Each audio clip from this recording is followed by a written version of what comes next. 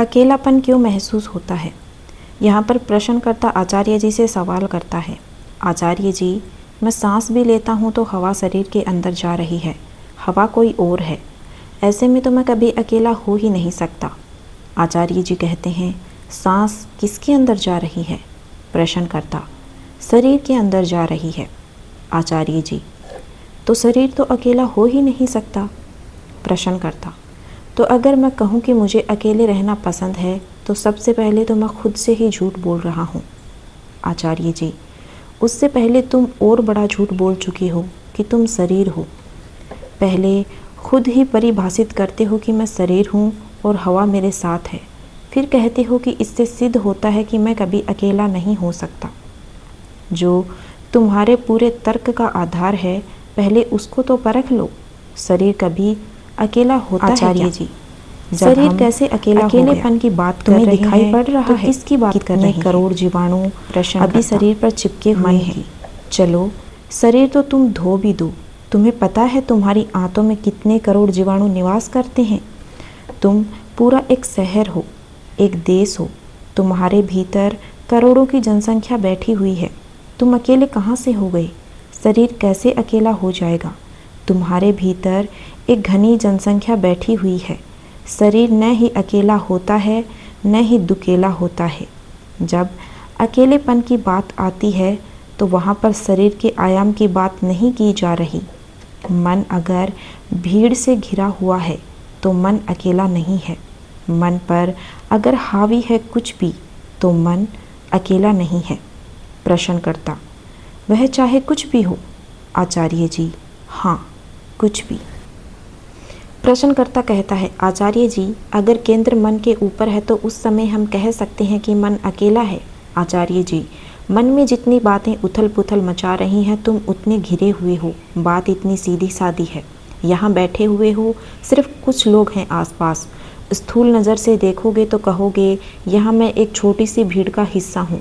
हो सकता है तुम वहाँ गंगा किनारे जाकर बैठ जाओ और वहाँ तुमको घर परिवार दफ्तर बाजार पूरा समाज, ये काम वो काम, ये जिम्मेदारी वो याद वो लक्ष्य सब ख्याल आ रहे हो। तो वहाँ बैठने से ज़्यादा अकेले तुम तब थे जब यहाँ थे। आ रही है बात समझ में?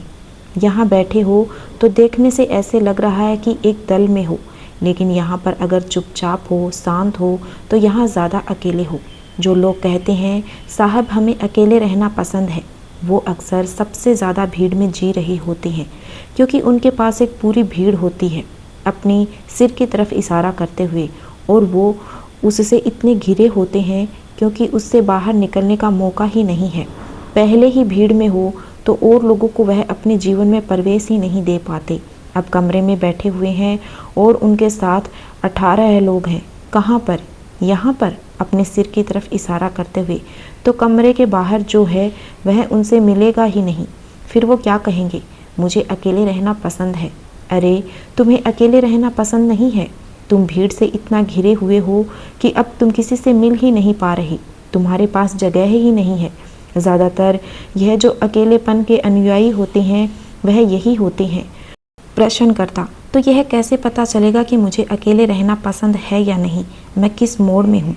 आचार्य जी, मैंने कहा था ना कि जब भी कभी कर्म को आंकना हो तो एक विधि लगा लेना, जान लेना कि मन की मनसा क्या है, चाहते क्या हो, सिर्फ उसी से निर्धारण हो जाना है।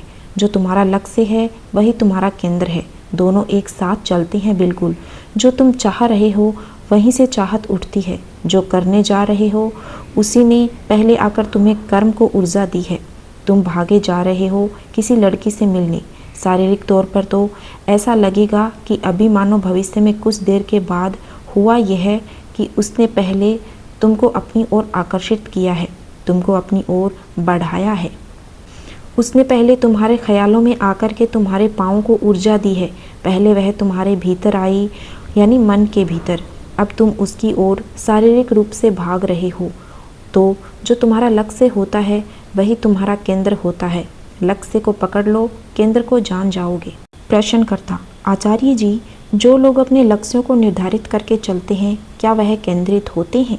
आचार्य जी, तुम भागे जा रहे हो रोटी की तलाश में, तो अभी तुम्हारा केंद्र क्या है? शरीर।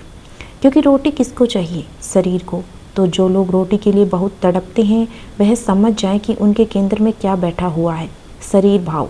प्रश्नकर्ता: आचार्य जी, आप जितनी भी बातें बताते हैं, अगर उनमें से सर्वाधिक 1-2 बातें निकाली जाएं तो मुझे लगता है सबसे ज़्यादा ईमानदारी की ही बात आएगी।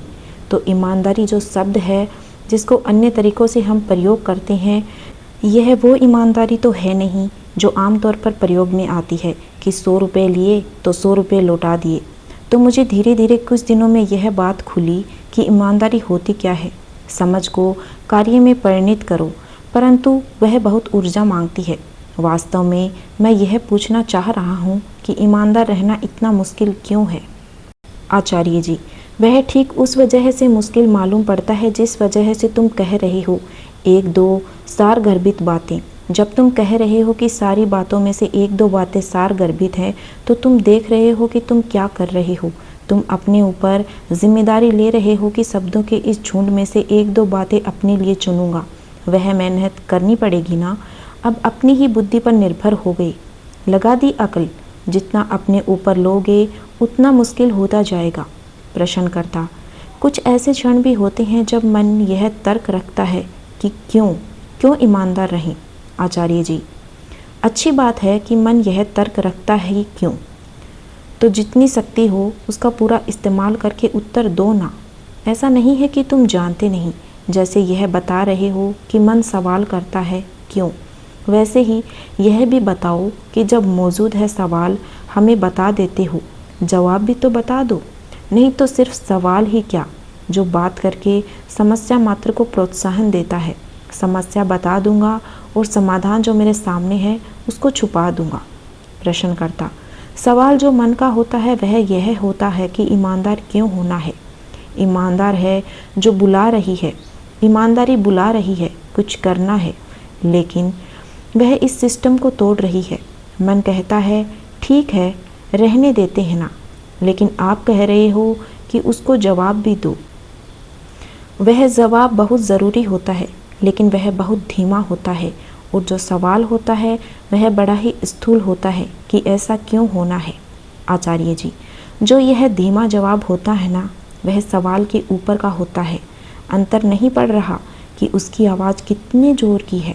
वह ऊपर के तल का है, वह नीचे वाले को खुद निर्धारित कर देगा। लिखा हो 19, पर अगर गौर से नहीं देखोगे तो तुम्हें क्या दिखेगा? 19 में ज़्यादा बड़ी कीमत किसकी है, 1 की या 9 की? तुम कह दोगे 9 की, पर अगर गौर से देखोगे तो तुम्हें पता चलेगा कि जो छोटा सा 1 है उसकी ज़्यादा बड़ी कीमत है 9 से, क्योंकि वह ऊपर के तल पर बैठा है। 1 बड़ा कि 9?